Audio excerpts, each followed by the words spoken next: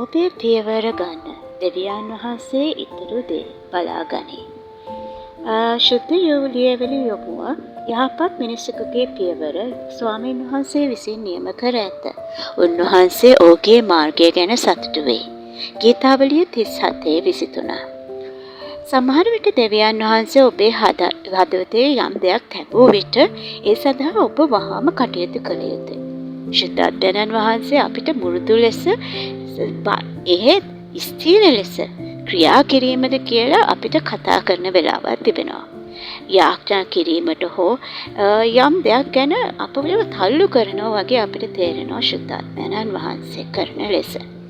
නමුත් බොහෝ විට අපි ඒව දේ කල් දමනවා. අපි කියනවා සමහර විට පසුව කරන්නම් නැත්නම් අපි ඒ ගැන පස්සේ යාඥා කරන්නම් කියලා අපි සිතුවිල්ලකින් සිතනවා. මෙය සිතුවිල්ලක් පමණක් නෙවෙයි. දෙවියන් වහන්සේ විසින් අපට දෙන ආරාධනයක්. එතුමා අපේ එතුමාගේ කැමති දෙයකට අපිව හවුල් කරගන්න අපට ආරාධනා කරනවා. ඉතින් ඔබ යාඥා කර කියන්න අවශ්‍යයි ස්වාමීනි. ඔබ මාගේ හදවතේ තබා ඇති දේ කිරීමට මට උදව් කරන්න කියලා කිය යුතුයි. දෙවියන් වහන්සේ එවිට අපේ පියවරෙන් පියවර ඔබගේ ඒ දේ සඳහා මාර්ගය පිළියෙල කරන්න පටන් ගන්නවා. මට එවැනි සාක්ෂියක් තිබෙනවා.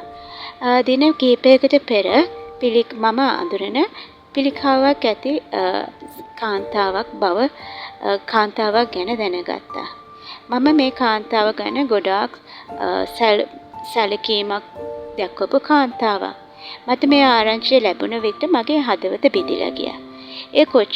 ඇය කොච්චර විශ්වාසවන්තව දෙවියන් වහන්සේට යාඥා කළ කාන්තාවක්ද කියලා මට මතක් වුණා.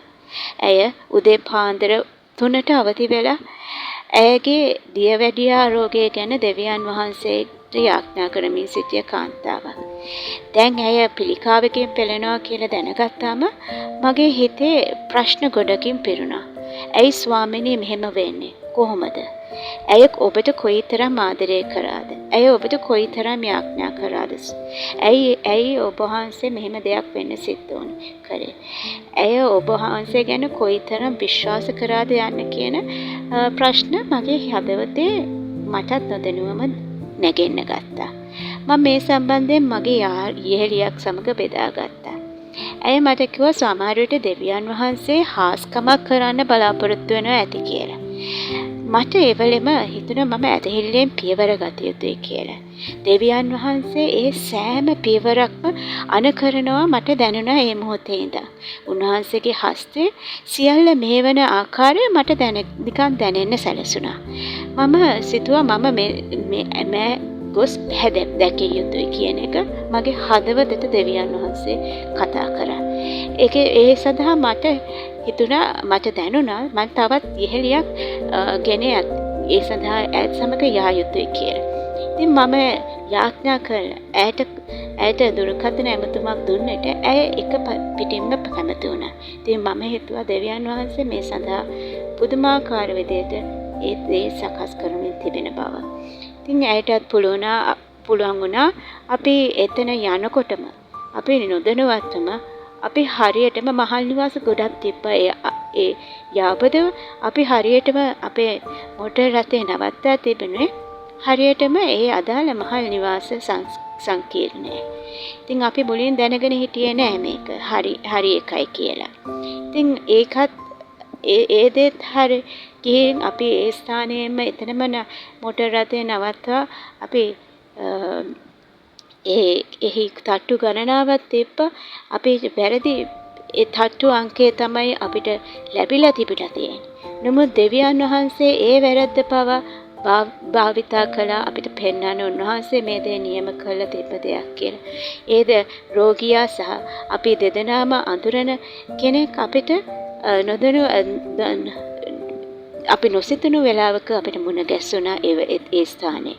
ඉතින් ඇය අපිව ගෙන ගොස් ඒ රෝගියා සිටින ස්ථානයට අපිව ගෙන ගොස් අපිට ඒ හරහා ඈවෙතට කෙලින්ම ගෙන ගියා.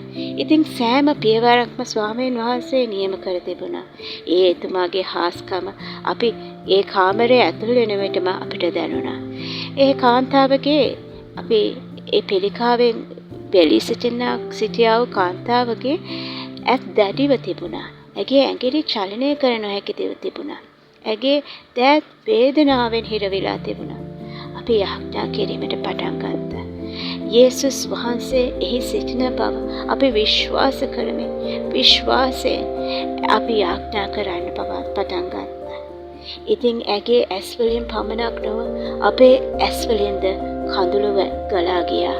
දෙවියන් වහන්සේගේ අභිමුඛය ඒ ස්ථානයේ පිරී තිබෙන ආකාරය ඒ තැනැත්තියගේ ඒ දියණිය බලා සිට ඈද යාඥා කරමින් ඈද බලා සිටියා.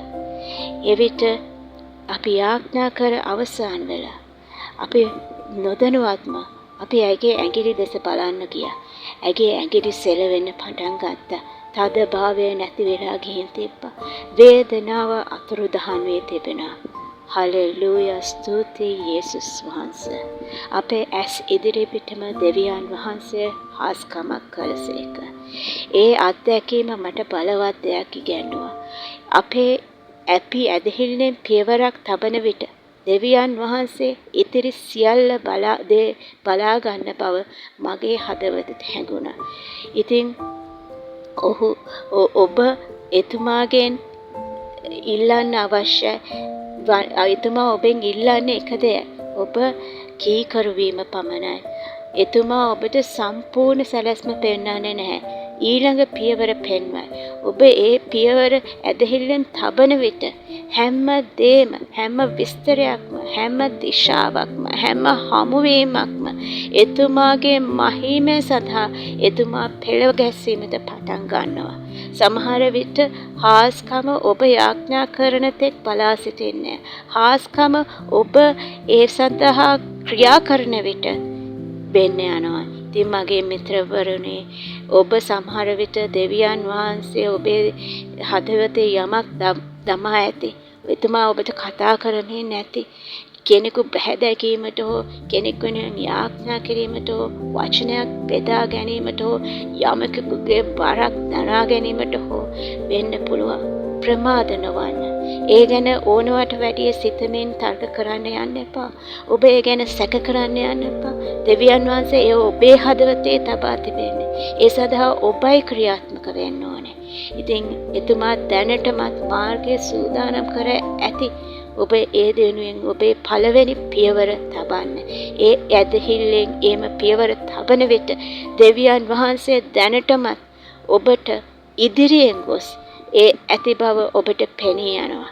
එතුමා සියලු දේ පෙළගස්සලා තිබෙනවා. සූදානම් කරලා තිබෙනවා. ඔබ කීකරු වන විට උන්වහන්සේගේ හාස්කම සිද්ධ වෙන්න යනවා. එබැවින් මේ දේ මතක තබා ගන්න මිතුරිය. ඔබ පියවර තැබුවොත් දෙවියන් වහන්සේ ඉතුරු දේ කරනු ඇත. ආමේන්. මාත් සමග යාඥා කරන්න. ශුද්ධ බලවත් යේසුස් වහන්සේ, යහපත් මිනිසෙකුගේ පියවර ස්වාමීන් වහන්සේ විසින් නියම කර ඇති බව අපට මතක් කර දෙන ඔබ වහන්සේගේ වචනයට අපි ස්තුතිවන්ත වෙනවා. යේසුනි, අපේ හදවත්වලට මුමුණමින් අපට ක්‍රියා කිරීමට කතා කරන සෑම අවස්ථාවකටම ස්තුතියි.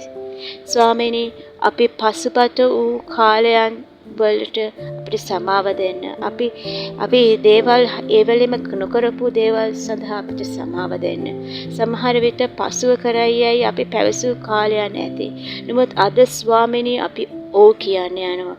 ඔබගේ ඒ කියන්නා වූ දෙයට, ඔබගේ කාලයට ඔබ අප වෙනුවෙන් සැලසුම් කර ඇති සෑම පියවරකටම අපි ඕ කියනවා ස්වාමීනි. අපි මෙම ස්ථානයෙන් මෙම මොහොතේ මේ වීඩියෝ බලපතේ බල අවසන් වෙනකොට ඔබ වහන්සේ ඒ කියා තිබෙනා සියලු දේකට අපි ක්‍රියාත්මක වෙන්න යනවා. අපිට ඒ සඳහා ක්‍රියා කරන්න උපකාර කරන්න ස්වාමීනි. යාඥා කිරීමට උපකාර කරන්න. ඔබ අපිට යන්න කියන විට අපිට යන්න උදව්පකාර කරන්න. ඔබ අපෙන් කතා කරන්න යමෙක්ට කියන විට අපිට ඉල්ලා සිටින විට අපිට කතා කරන්න උදව් කරන්න. ස්වාමීනි, ඒ පළවන පියවර තබමින විට අපි උන්වහන්සේ විශ්වාස කරමින් කරනවා ඔබ ඉතිරි දේ කරන බව. ඔබ වහන්සේ අපේ පියවර නියම කරන දෙවියන් වහන්සේ. ඔබ වහන්සේ අපේ මාර්ගය මෙහෙවන දෙවියන් වහන්සේ. ඔබ වහන්සේට අපි වීකරු වීම තුලින් ඔබ වහන්සේගේ නාමය මහිමයට පත් වෙන්න යනවා. යේසුස් වහන්සේගේ නානර්ග නාමයෙන් ඉල්ලා සිටිනවා. ආමේන්. ආමේන්.